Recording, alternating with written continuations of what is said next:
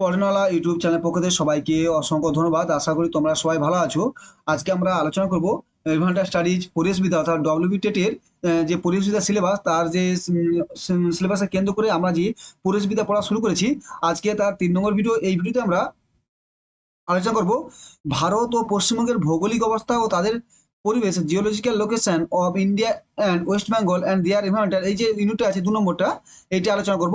এর আগে আমরা ১ নম্বরটা আলোচনা পড়ে নিয়েছি এবং তার প্রথমে তো প্রাকৃতিক ও সামাজিক পরিবেশ কাকে বলে তাদের ডিটেলস থিওরি পড়েছি এবং তার এমসিকিউ আমরা প্রথম ইউনিটটা কমপ্লিট করে নিয়েছি। দেখো, তোমার ওয়েস্ট বেঙ্গল যে সিলেবাস আছে তোমার পরিবেশবিদ্যার, তখন ১৪টা টপিক আছে। ১ থেকে শুরু করে ১৪টা টপিক আছে। এই ১৪টা টপিক আমরা কিছু আমরা পয়েন্ট বাই সিলেবাস অনুযায়ী পুরো কমপ্লিট করবো। ঠিক আছে, আমরা ১ নম্বরটা করে নিয়েছি। ১ নম্বর যেটা ছিল যে প্রাকৃতিক সমাজ পড়ে, আজকে আমরা আলোচনা করবো ২ নম্বর টপিকের শুধু পরিবেশ। আজকে শুরু করবো ওয়েস্ট বেঙ্গলের environmental, West Bengal and their environmental. আমরা পশ্চিমবঙ্গটা একটা শেষ করবো, তারপরে আমরা ভারতটা শুরু করবো। পশ্চিমবঙ্গের ২-৩টা ভিডিও মানে আমরা পশ্চিমবঙ্গ পুরোটা কমপ্লিট করে নেবো, তারপরে আমরা ভারত শুরু করবো। শুরু করা যাক তাহলে। প্রথমে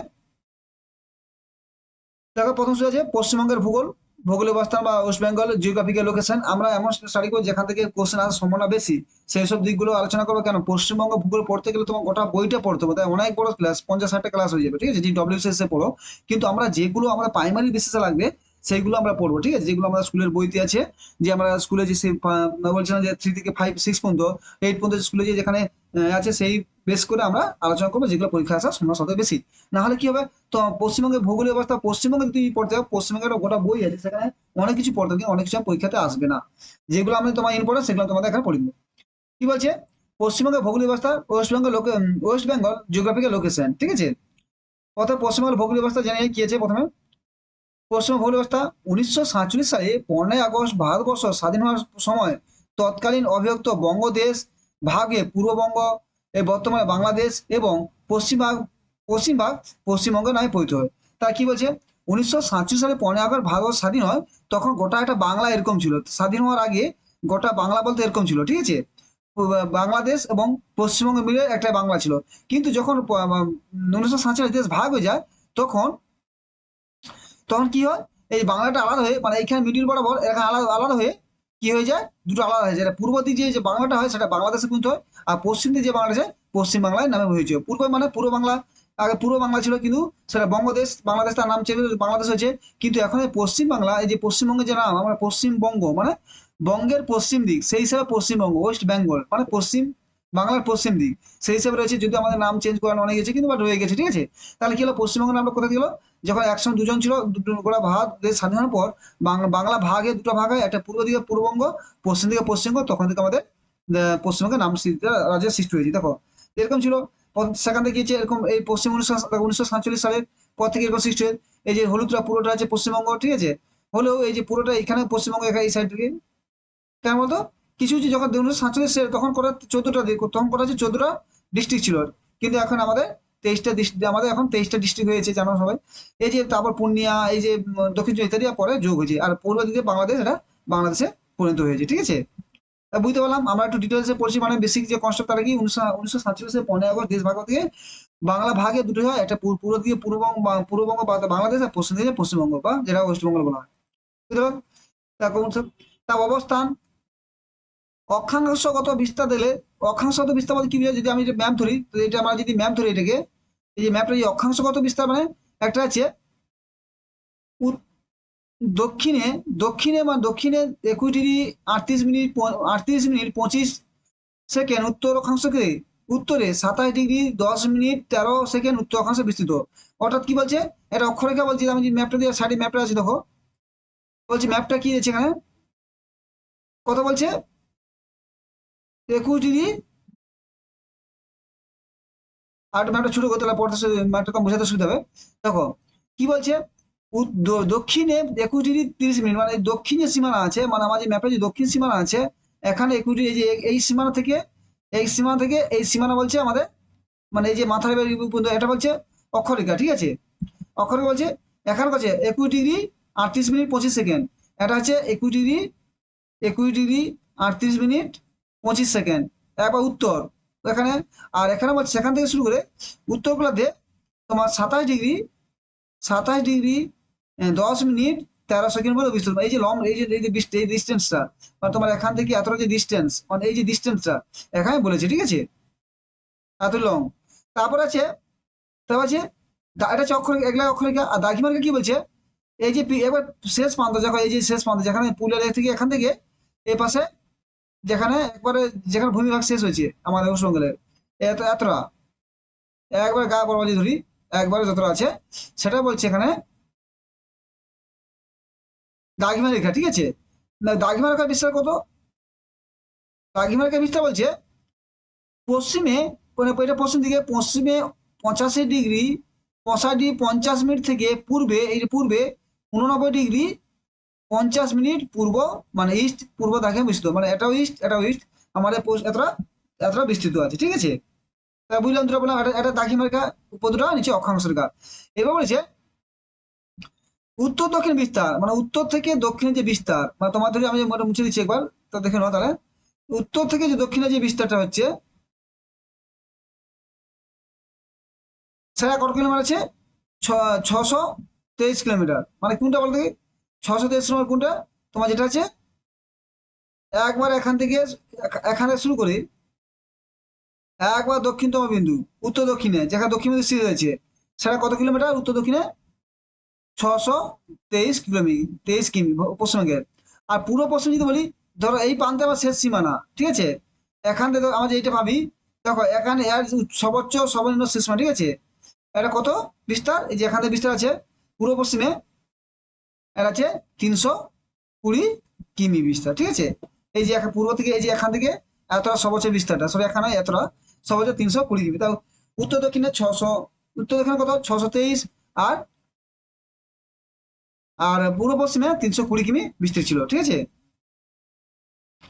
আয়তনে কত, আয়তনে কত আছে এখানে, যে 88,757 বর্গ কিমি, টোটাল ওয়েস্টবেঙ্গল যে আয়তন ধরি পূর্ব পশ্চিম উত্তর মিলে 88,000 তোমার 752 কিমি টোটাল আয়তন। ভারতের মোট শতাংশ কত? ভারতের মোট 2.7 শতাংশ নিয়ে আছে এরা, ঠিক আছে। মোট আয়তন 88,752, ভারতের মোট আয়তন ক্ষেত্রে 2.7 শতাংশ আয়তন আছে। আয়তন দিতে ভারতের পশ্চিমবঙ্গের 14তম স্থান, মানে আয়তন যদি আয়তন বলি সপ্তাহে আমরা রাজস্থান, উত্তরপ্রদেশ, মধ্যপ্রদেশ, তাহলে ভারতের আয়তন দিক থেকে 14তম স্থানে আছে ভারত আয়তনের দিক থেকে, ঠিক আছে। তাই এটা ভালো পড়ে, সরি, ভারতের পশ্চিমবঙ্গ 14 নম্বর স্থানে আছে, হ্যাঁ। এটা দেখে তাহলে ম্যাপটা বুঝতে পারো, দেখছি পুরো ম্যাপটা আছে একটু ছোট করে, তাহলে ম্যাপটা তোমার দেখলে পড়লে সুবিধা হয় তোমার, ঠিক আছে। তাহলে কি মনে হবে, উত্তর দক্ষিণে কত, উত্তর দক্ষিণ থেকে উত্তর বিস্তার কত, পূর্ব পশ্চিম বিস্তার কত, উত্তর দক্ষিণ হচ্ছে তোমার 623, পূর্ব পশ্চিম 320, এবার আয়তন 88,757 কিলোমিটার। আর তো এখানে অক্ষাংশ পরীক্ষা তোমাদের আসবে, প্রাইমারি পরীক্ষা যে পশ্চিমবঙ্গ অক্ষাংশ কত এটা আসবে না, তাই একদম মুখস্থ করা নেই। শুধু এই যে উত্তর দক্ষিণ বিস্তার কত, আয়তন কত, এবং ভারতের মোট ক্ষেত্রফলে কত শতাংশ, এটা ভালো হবে। ভারতের মোট ক্ষেত্রফলে 2.7 শতাংশ পশ্চিমবঙ্গ আছে, এবং কততম স্থান, 14তম, এইগুলো মনে রাখবে, বেশি কিছু মনে রাখা যাবে না। তারপর আমার পরে কি আছে, দেখো আছে জনসংখ্যা বিচারে কততম স্থান আছে, জনসংখ্যা বিচারে 14তম স্থান, মানে 4 নম্বর স্থান। মোট জনসংখ্যা কত, 9,12,76,115। এখন 10 কোটি বা 11 কোটি মতো হয়ে গেছে, এটা 2011 সালের সেন্সাস অনুযায়ী, কিন্তু এখন 12-13 কোটি হয়ে গেছে, ঠিক আছে। তাহলে করে জনসংখ্যার বিচারে কত নম্বর স্থান আছে, 4তম স্থানে আছে। মোট জনসংখ্যা কত, 9,12,76,115, ঠিক আছে। তারপর কি আছে দেখো, তারপরে বলছে এখানে আছে জনঘনত্ব, জনঘনত্ব শব্দ কত আছে এখানে, মানে আছে পার স্কোয়ার কিলোমিটার 1028 জন জনঘনত্ব, যে কত ঘন শব্দ বেশি। গ্রামীণ রুরাল জনঘনত্ব কত, 500 953, এবং আরবান 944। তো আরবানের জনঘনত্ব কম বলছে রুরাল থেকে, জনঘনত্ব সবই বেশি গ্রামীণ অঞ্চলে, ঠিক আছে। গ্রামীণ জনসংখ্যা ভারতে বেশি, তাই গ্রামীণ মানে ওয়েস্ট বেঙ্গলে, তাই গ্রামীণ জনসংখ্যা বেশি। লিঙ্গ অনুপাত কত, প্রতি হাজারে 950, ভালো লিঙ্গপাত, যেখানে 942 ইন্ডিয়ায়, সেটা 950 ভালো অনুপাতে আছে, ঠিক আছে। তাহলে এটা মনে হবে জনগত 1028 পার কিলোমিটারে, গ্রামীণ 953 কিলোমিটার, পৌর 944, মানে গ্রামের জনগত বেশি, কারণ তার মানে গ্রামে পলিউশন বেশি। তার লিঙ্গ অনুপাত 950, হাজার প্রতি হাজার জনে 950, এটা মনে রাখবে। এবার দেখো মোট জেলা, এখানে আমি ছোট ছোট করে দিই, মোট জেলা দেখো তোমার একটু হবে একটু পড়তে। মোট জেলা কি বলছে এখানে, মোট জেলা কটা আছে, 23টি, এটা ভালো ভেরি ভেরি ইম্পর্টেন্ট, মোট জেলা 23টি, পরীক্ষা এটা পড়তে হবে, যে জেলার সংখ্যা 23টি।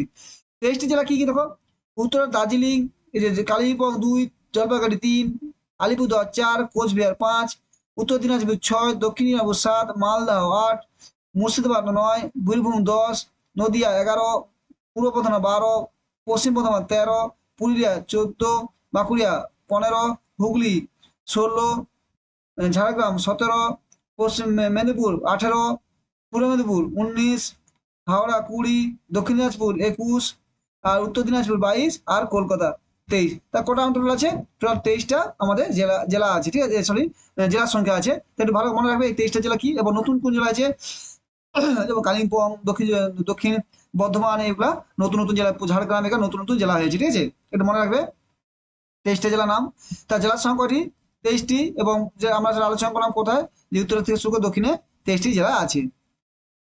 এবার প্রশাসনিক বিভাগ, যদি প্রশাসনিক দিই, পুরো পুরো ওয়েস্টবেঙ্গলের প্রশাসনিক বিভাগ 5টি প্রশাসনিক ভাগ করেছে, ঠিক আছে, 5টি প্রশাসনিক বিভাগে, 5টি প্রশাসনিক বিভাগে ভাগ করেছে। দেখো, প্রথমে যে বর্ধমান, মালদহ, জলপাইগুড়ি, প্রেসিডেন্স, প্রেসিডেন্স মানে কলকাতা, যেটা কলকাতা বলা হয়েছে, আর মেদিনীপুর। দেখো এখানে তোমাদের রংটা প্রথমে জলপাইগুড়ি ডিভিশন। দেখো জলপাইগুড়ি ডিভিশন হচ্ছে এখান থেকে শুরু করে এখান থেকে এতটা হচ্ছে জলপাইগুড়ি ডিভিশন, যার মধ্যে দার্জিলিং, কালিম্পং, কোচবিহার, জলপাইগুড়ি এগুলো সব আছে, ঠিক আছে। এটা হচ্ছে তোমার জলপাইগুড়ি। তাও যে মালদা ডিভিশন আছে এখান থেকে শুরু করে তোমার এখান থেকে পুরো একবারে এতটা পর্যন্ত মালদা ডিভিশন। এবার মালদা ডিভিশন এখান থেকে মালদা ডিভিশন আছে, ঠিক আছে, ওর বড় আছে। তা হচ্ছে মেদিনীপুর ডিভিশন। মেদিনীপুর যতটা সবুজ আছে যতটা পুরো মেদিনীপুর ডিভিশনের আন্ডারে আছে। মানে তোমার কি কি কি আছে দেখো, পূর্ব মেদিনীপুর, পশ্চিম মেদিনীপুর, ঝাড়গ্রাম, বাঁকুড়া এবং সহসা পুরুলিয়া, এটা পুরো মেদিনীপুর ডিভিশন আছে। তারপরে বর্ধমান ডিভিশন, বর্ধমান ডিভিশন হলুদ আছে। বর্ধমান ডিভিশন কি আছে? বীরভূম, পশ্চিম বর্ধমান, পূর্ব বর্ধমান, হুগলি এটা আছে। তারপর আছে প্রেসিডেন্সি বর্ধমান, যে নদিয়া, দক্ষিণ চব্বিশ পরগনা, উত্তর চব্বিশ পরগনা, হাওড়া এবং কলকাতা, এই 5টা এখানে আছে। তাহলে এইভাবে আমাদের পুরো প্রশাসনিক বিভাগটা আছে এখানে, বুঝলে। এরপর কি আমাদের প্রশাসনিক বিভাগ করি, তাহলে 5টি, এটা মনে রাখবে। এবার দিচ্ছে দেখো একটা ভালো জিনিস দিয়েছে। কি দিয়েছে? যে আছে কর্কটক্রান্তি রেখা, এটা ভেরি ভেরি ইম্পর্টেন্ট। যে কর্কটক্রান্তি পরীক্ষা পড়ে, কর্কটক্রান্তি রেখা ভারতে কোথায় কোন রাজ্যে দিয়ে পেয়েছে, ওয়েস্ট বেঙ্গলে কোন কোন রাজ্যের উপর দিয়ে গেছে মনে রাখবে। পুরুলিয়া, এই যে কর্কটক্রান্তি কোথা থেকে, এটি যে ওয়েস্ট বেঙ্গল ম্যাপ হয়, তো ম্যাপটা দেখতে পাচ্ছ তো, ওয়েস্ট বেঙ্গল ম্যাপ এই শুরু করে এখানে পুরোটা ওয়েস্ট বেঙ্গল ম্যাপ, ঠিক আছে। এবার শুরু হয়েছে পুরোটা এখানে ওয়েস্ট বেঙ্গল, ইংলিশে আছে, একটু ম্যানেজ করে নেবে। এটা পুরো ওয়েস্ট বেঙ্গল ম্যাপ। দেখো কি বলছে, কি রেখা? তোমার কর্কটক্রান্তি রেখা। কর্কটক্রান্তি রেখা কোথায় গেছে দেখানো একটু। এই যে রেখাটা, এই যে রেখাটা পুরুলিয়া, বাঁকুড়া, বর্ধমান, মানে এটা পূর্ব বর্ধমান, নদিয়া উপর দিয়ে গেছে। তাহলে কি দেখো কি আছে, পুরুলিয়াকে তবে আমার জানতে পারলে এটা পুরুলিয়া কোথা দিয়েছে, আদ্রার উপর দিয়ে। বাঁকুড়া কোথা আছে, বল্লভপুর দিয়ে। বর্ধমানের কোথা দিয়ে গেছে, বর্ধমান পূর্বমুখী, গুসকরা, আউসগ্রাম, রাজমাদিকে প্রচুর ভালো, এগুলো প্রচুর পড়ে, যেগুলো বলছে এগুলা এগুলো তোমাদের যেগুলো পড়তে বলো সেগুলো ভালো করে, এগুলো প্রচুর পড়েছে। তা নদিয়া, কৃষ্ণনগর, ধুবুলিয়া, এই রাজ্যে এগুলো উপর দিয়ে 4টি রাজ্যের উপর দিয়ে 4টি জেলার উপর দিয়ে গেছে। 4টি জেলার উপর দিয়ে আমার গেছে। তার কি কি কি জেলা ছিল? পুরুলিয়া, বাঁকুড়া, বর্ধমান, নদিয়া, ঠিক আছে, এই 4টি জেলার পরে গিয়েছে। আর এবার প্রতিটি জেলার নাম বলবেন। আদ্রা, পুরুলিয়া কোথার পরে গেছে? আদ্রা দিয়ে। বাঁকুড়া দুর্লভপুর, বর্ধমানে পূর্বমুখী গুসকরা, আউসগ্রাম, রাজবাঁধ, নদিয়া, কৃষ্ণনগর, ধুলিয়া ইত্যাদি পদে গিয়েছে। তাহলে মনে রাখবে একটু ভালো করে, পরীক্ষা পড়ো কর্কট রেখা কোথায় বিস্তার করেছে। তারপর দেখো আবার আছে যে আমি তোমার ছবি দিয়ে করে এই জন্য করছে, তোমাদের আন্ডারস্ট্যান্ডিং হতে সুবিধা হয়, নাহলে কিরকম মুখস্থ করে পারবে না। দেখো কি বলছে এখানে, প্রতিবেশী দেশ, ভারতের মানে পশ্চিমবাংলার রাজ্যের প্রতিবেশী দেশ কিগুলো আছে। প্রথম আছে বাংলাদেশ। এই যে বাংলাদেশের দেশটা আছে, দেখো বাংলাদেশ, এখানে বাংলাদেশ। আর বাংলাদেশের সঙ্গে সবচেয়ে সীমানা বেশি পশ্চিমবঙ্গের, ঠিক আছে। ইদানিং দেখা যাচ্ছে তোমার কি বাংলাদেশে যে যেভাবে যে ক্রাইসিস চলে, তারপরে বহু বাংলাদেশি পশ্চিমবঙ্গ আসতে চাচ্ছিল, ঠিক আছে। তার সমাধি সীমার কাছে এটা আছে তোমার বাংলাদেশের সাথে কত, 2217 কিমি। তারপরে আছে নেপাল, ভুটান, নেপাল সর্বনিম্ন সীমানা আছে ভুটানের সাথে। ভুটান এটা, এই যে ভুটান এখানে, এই যে সীমানা আছে, ভুটানের সীমানা, ভুটান আছে। এবং নেপাল আছে, নেপালের সাথে এখানে আছে, ঠিক আছে। তা হচ্ছে সিকিম, সিকিমের সাথে সব থেকে ছোট সীমানা, সিকিমটা এখানে সীমানা নেই, ওগুলো সিকিম হবে, একটা ছিল সিকিম। সিকিমের সাথে সব থেকে পশ্চিমবঙ্গের নিম্ন সীমানা আছে, ঠিক আছে। এটা মনে হয় যে পরীক্ষা আছে, কার সাথে সব থেকে নিম্ন সীমানা? সিকিমের সাথে। এবার তো এগুলো দেশ হয়ে গেল। আবার কি কি দেশ? নেপাল দেশ পেলাম, ভুটান পেলাম, তার সিকিম, তোমার সরি সরি সরি ভুলেছে আমাদের, তোমার হচ্ছে সিকিম, দেখো এটা ভুলেছে, সিকিম হবে না। সম্বন্ধ নেপালের সাথে আমাদের সীমানা সবচেয়ে ছোট আছে এখানে, ভুটান আছে। এবার যদি কয় কোন প্রতিবেশী রাজ্যের সাথে, দেশের সাথে পশ্চিমবঙ্গের সীমানা সবচেয়ে কম, সেটা হবে তোমার নেপাল। আবার যদি কোন প্রতিবেশী দেশের সাথে পশ্চিমবঙ্গের সীমানা সবচেয়ে বেশি, এটা হবে তোমার বাংলাদেশ। এবার আমরা প্রতিটা রাজ্য পড়বো, ঠিক আছে? প্রতিটা রাজ্য হচ্ছে, দেখো কি আছে, বিহার আছে এখানে, ঝাড়খণ্ড আছে, উড়িষ্যা আছে, সিকিম আছে, তারপরে এবার আছে আসাম আছে। এগুলো সব প্রতিবেশী তোমার রাজ্য। আর সেটা ছিল কি নেপাল, ভুটান, বাংলাদেশ, এগুলো প্রতিবেশী দেশ, ঠিক আছে? সব থেকে বাংলাদেশের সঙ্গে সীমানা বেশি এবং নেপালের সাথে সীমানা কম। আর প্রতিটি রাজ্যের মধ্যে সবথেকে সীমানা বেশি আছে ঝাড়গ্রামের মধ্যে। তো যখন ঝাড়গ্রাম কোথায়, সরি, ঝাড়খণ্ডের মধ্যে, ঝাড়খণ্ড পশ্চিমবঙ্গ এখান থেকে শুরু করে এত এই যে এতটা এরিয়াতে পুরো ঝাড়খণ্ডের সীমানা আছে। তেমন কি পশ্চিমবঙ্গের সবথেকে বেশি কি লেগেছে, ঝাড়খণ্ডের সীমানা আছে। এছাড়া অসম, উড়িষ্যা, নিচে যে উড়িষ্যা আছে, তারপর অসম, উত্তর বলে অসমে যেটা অসম, তারপর সিকিম। এখানে সিকিমের সঙ্গে, তো রাজ্যের মধ্যে সীমানা ধরি, তাহলে সিকিমের সাথে ওয়েস্ট বেঙ্গল সীমানা সবচেয়ে ছোট। যদি দেশের ক্ষেত্রে দেখি, তাহলে হবে তোমার সীমানা সবচেয়ে বেশি হবে, ছোট হবে তোমার সীমানা, ছোট হবে তোমার সিকিম। আবার দেশের ক্ষেত্রে সীমানা বড় হবে সব থেকে বাংলাদেশের সাথে, ঠিক আছে? এটা একটু ভালো করে মনে রাখবে এগুলো, না তো ভুলে না যায়। তো তারপর কি আছে, তারপরে এটা আমরা, তাহলে এটা মনে হবে ঝাড়খণ্ডের সাথে সব থেকে বেশি সীমানা এবং সিকিমের সাথে সব থেকে কম ছোট সীমানা, এটা রাজ্যের ক্ষেত্রে। আর দেশের ক্ষেত্রে সব থেকে তোমার বাংলাদেশের সঙ্গে সব থেকে বড় বেশি সীমানা আছে, আর নেপালের সাথে সব থেকে কম সীমানা আছে পশ্চিমবঙ্গে, এটা মনে রাখবে।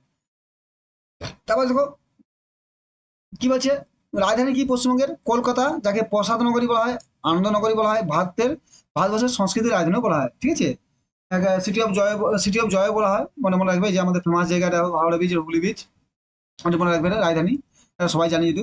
এবার দেখো রাজ্যে পরিত্যাগ বিপদন বা রাজ্যে যে বিভিন্ন যে জাতীয় ইস্যুগুলো আছে, যেমন রাজ্য পাখি কি? মাছরাঙা। তারা আমাদের ওয়েস্টবেঙ্গল রাজ্য পাখির নাম কি?